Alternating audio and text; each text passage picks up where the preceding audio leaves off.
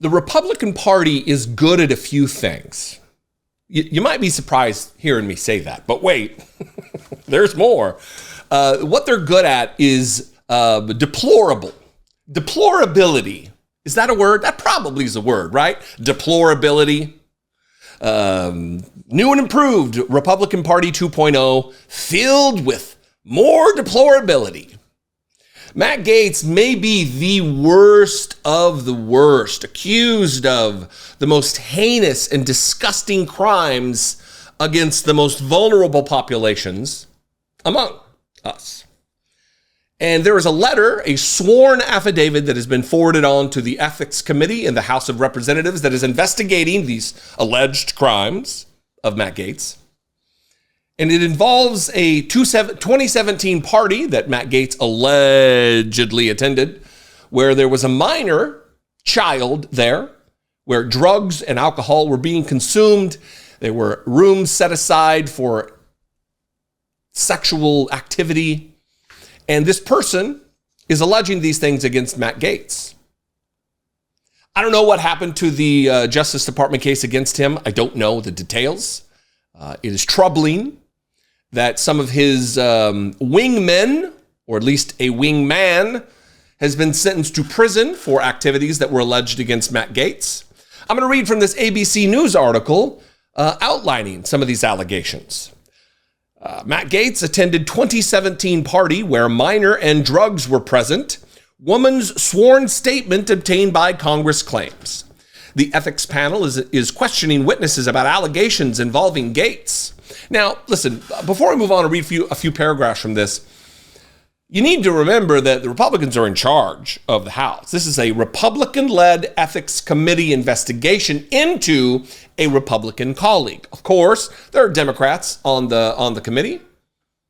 It is a bipartisan effort, but the House is led by Republicans.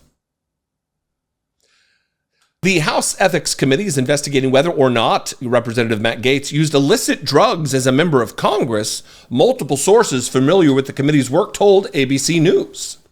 Committee investigators have inquired about whether Gaetz was under the influence of drugs at parties in Florida after becoming a member of Congress in 2017, according to the sources. According to a sworn written statement that has been obtained by the Ethics Committee, a woman says that in the summer of 2017, when she was 20 years old, she attended a party in Florida that Matt Gaetz also attended, which featured alcohol and drugs, including cocaine and MDMA, which is more commonly referred to as ecstasy or Molly. Sources familiar with the committee's work told ABC News. In the sworn statement, which has not been previously reported, so this is brand new stuff, the woman said that in addition to Gaetz, the party was attended by the then minor who is at the center of a years-long Justice Department investigation into accusations that the Florida congressman had sex with her when she was 17, according to the sources. According to the statement provided to the committee, sources said the woman who made the statement, who ABC News is not identifying but knows the identity of apparently, said she saw the then minor naked at the party, which was also attended by adult men other than Gaetz, and that at the party, there allegedly were bedrooms that were made available for sexual activities. When asked if Representative Gaetz recalled attending the 27 party, a spokesperson for the Florida congressman told ABC News no.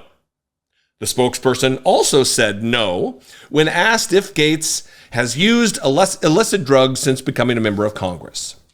A representative for the House Ethics Committee declined to comment, and final paragraph here, the sworn statement places Gaetz at a party with the then minor, who Gaetz has denied ever having a relationship with and previously claimed doesn't exist when asked about the allegations on Fox News in March of 2021. That was when he did his little interview with Tucker Carlson that Tucker Carlson had to then walk back because of things that Matt Gaetz claimed he told Tucker Carlson at a private dinner when the two were cavorting. Republican Party is replete with these types. The worst of the worst. They elevate them to positions of power And when this kind of a thing comes up of not even nearing the same seriousness or magnitude, the Democratic Party deals with it.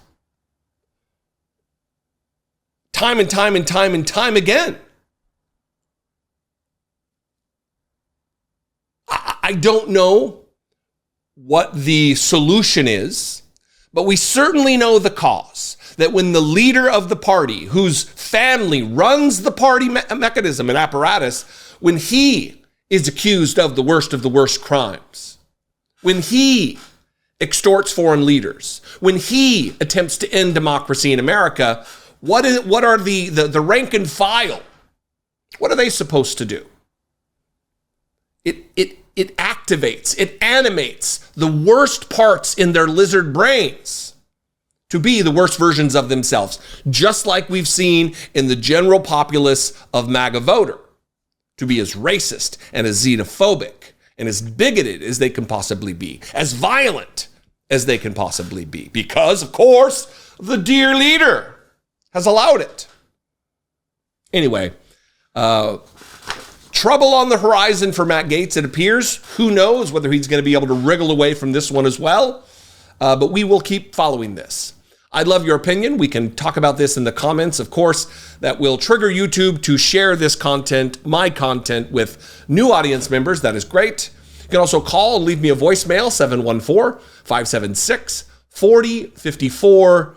That is a great way to get a hold of me. And of course, if you appreciate what I do, if I bring you value on a day-to-day or week-to-week or video-by-video basis, please consider helping me produce these videos.